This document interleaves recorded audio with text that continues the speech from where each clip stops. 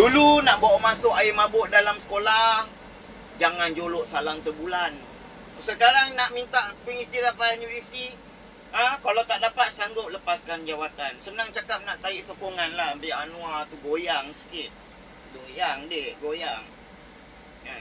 Uncle, biarlah anak-anak kita ni Uncle duduk di bawah satu bumbung yang sama Uncle. Biar mereka ni dah biasa bersama daripada waktu kecil. Biar mereka ni berkawan.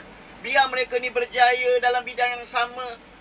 Berjuang dalam bidang yang sama. Ini untuk Malaysia Uncle. Ini untuk Malaysia. Uncle bayangkanlah kalau dia orang dah fokus dekat UEC Uncle. Sampai umur dia 80 tahun, 90 tahun. Sebut Abdullah pun Abu Lola. Faham tak? Jadi susah. Tak maulah macam ni Uncle. Janganlah Uncle ni cuba nak pisah-pisahkan antara anak-anak kita ni Uncle. Biarlah mereka berkawan Uncle. Bukan kita nak tolak UEC ni kerana semata-mata bahasa Melayu je.